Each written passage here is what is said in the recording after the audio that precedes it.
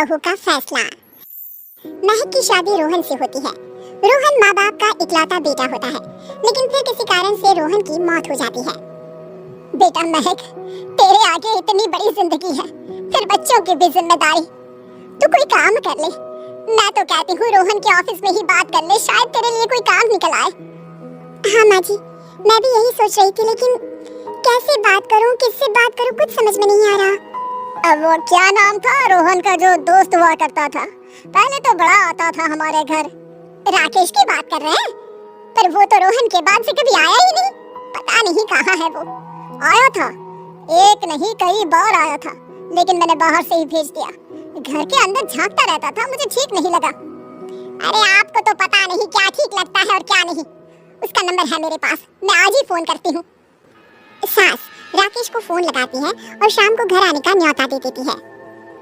अरे आंटी, ओहो भाग्य हमारे कि आपने घर बुलाया। मैं तो कई बार आया, लास्ट टाइम तो अंदर से मुलाकात भी हो गई थी। हाँ, वो हम लोगों को निकलना था ना कहीं उस वक्त। अरे छोड़ो ना बेटा, बोलो क्या लोगे? आपकी बहू। क्या बकवास कर रहे हो राकेश? अरे मेरा मतलब ये है कि आपकी बहू कहाँ है? भाभी जी के हाथ की चाय की बस एक प्याली मिल जाती तो। महक चाय लेकर आती है, लेकिन वो जैसे ही राकेश की ओर देखती है, उसे राकेश पसंद नहीं आता। वो अंदर जाने को होती है कि अरे भाभी जी कहाँ जा रही है? बैठिए तो सबके साथ। जी नहीं, बच्चों को खाना खिला रही हूँ, आप माँ जी से बात करें ना। अंदर जाने के बाद सास कहती है, अरे बेटा राकेश, वो क्या है ना, वैसे तो तेरे अंकल जी की पेंशन आती है, साथ ही ऊपर 2 मंजिल मकान से किराया भी, तो हम लोगों का तो अच्छा चल जाता है। लेकिन महक, उनकी चिंता आप न करें आंटी, आदेश दें बस आप तो। देखो भाग्यवान, रहने दो, कोई बात नहीं, मैनेज हो जाएगा। अरे क्या मैनेज हो जाएगा अंकल, हमें भी बता दें। आप चुप रहिए जी। अब वो क्या है ना राकेश, तुझे तो पता है कि रोहन के 2 बच्चे हैं, उनकी पढ़ाई लिखाई का खर्चा बहुत है। हम ये चाह रहे थे कि रोहन के ऑफिस में महक को भी अगर कोई काम मिल जाता तो। क्यों नहीं आंटी जी, मैं हूँ ना, मैं बात कर लेता हूँ। वैसे तो आप हाँ ही समझिए। महक भाभी को बोल देना कि कल तैयार रहे मेरे साथ ऑफिस चलने के लिए, मैं मालिकों से मिलवा दूंगा उन्हें। महक अंदर से सब सुन रही थी। अच्छा आंटी जी, तो चलता हूँ, कल आ जाऊंगा। अच्छा भाभी जी, तैयार रहिएगा कल। राकेश तो चला जाता है, लेकिन ससुर सास पर बरस पड़ते हैं। मुझे ये आदमी एक पैसे का पसंद नहीं है। तुम इसे बोल दो कि हमें कहीं नहीं करवानी बहू से कोई नौकरी। अरे क्यों नहीं करवानी? सारा पैसा मैं इसके बच्चे और इसी पर उड़ा दूंगी, तो मेरी बेटी को क्या दूंगी? जरूरत क्या है तुम्हारी बेटी को तुम्हारे पैसे की? अरे वो तो पहले ही बड़े पैसे वाले घर की बहू है। अपनी बहू की सोचो जो अब तुम्हारी बेटी जैसी है। बच्चे रोहन की आखिरी निशानी है। अरे अपना भाषण अपने पास रखो, सारा दिन घर पर बैठी रोटियां तोड़ेगी, तो काम करे ना कुछ बाहर जाकर। बहू सब सुन रही होती है। वो अगली सुबह बिना मन के तैयार तो हो जाती है, लेकिन जैसे ही राकेश आता है, क्या बात है भाभी जी, रेडी हैं? तो फिर चले डेट पर, मतलब इंटरव्यू पर।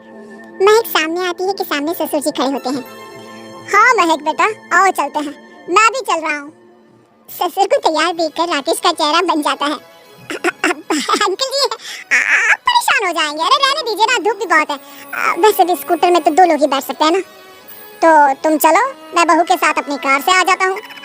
महक ससुर जी को देखकर खुश हो जाती है, उसे शांति हो जाती है। वो लोग रोहन के ऑफिस जाते हैं, जहाँ बॉस कहते हैं, नमस्ते अंकल। नमस्ते महक, कैसे हैं आप लोग? रोहन का सुनकर बहुत दुख हुआ अंकल। वैसे कैसे आना हुआ? बेटा, क्या हमारी बहू के लिए तुम्हारी ऑफिस में कोई काम मिल सकता है?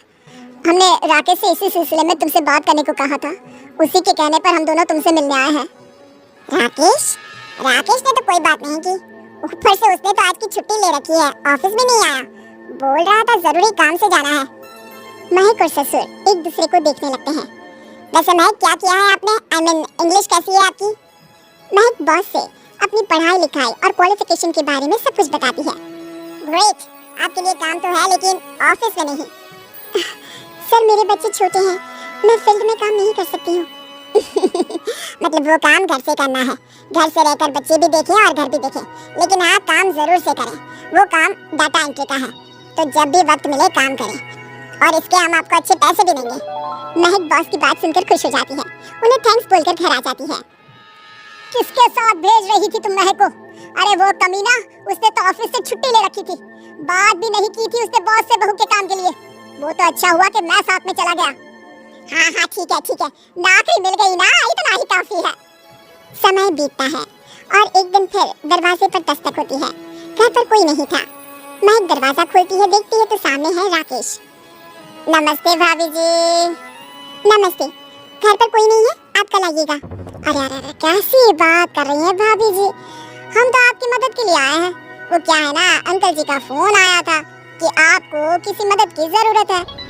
महक को आश्चर्य होता है कि उसके ससुर ने राकेश को फोन क्यों किया। वो ससुर जी को फोन करती है लेकिन फोन नहीं लगता। नहीं, हम लोगों को किसी भी चीज की जरूरत नहीं है, आप जा सकते हैं। अच्छा, एक कप चाय तो पिला दीजिए। महक चाय लेकर आती है। चाय पीने के बाद, रोहन मेरा बहुत अच्छा दोस्त था। उसने मुझसे कहा था कि वो रहे ना रहे उसके घर वालों का, खास करके आपका ख्याल मुझे ही रखना है। तो मैं कल फिर आऊंगा भाभी जी। नहीं, माता पिताजी है नहीं, वो 4-5 दिन बाद आएंगे। आप उन लोगों के आने के बाद ही आइएगा। मुझे ये सब ठीक नहीं लगता। अरे छोड़िए ना भाभी जी, लोगों का तो काम है कहना। मेरा मतलब है वो तो बोलते ही रहेंगे। आता हूँ मैं कल। महक को अब गुस्सा आ जाता है। हमेशा शांत और मधुर बोलने वाली महक पहली बार जिंदगी में फैसला लेती है और फैसला होता है राकेश को सबक सिखाने का। बड़े बेशर्म हैं आप। किसने कहा आपको कि आप आए? अरे भैया, साफ बोला ना कि नहीं जरूरत है किसी की मदद की। मैं अकेले सक्षम हूँ अपना घर संभालने के लिए। आज आखिरी बार बोल रही हूँ, इस घर की तरफ आंख उठाकर भी देखा ना तो देख लेना, वरना पुलिस के हवाले कर दूंगी। निकलो यहाँ से, या धक्के मार कर निकालूं। पुलिस का नाम सुनते ही राकेश वहाँ से 9-2-11 हो जाता है और महक को अपने फैसले पर गर्व होता है।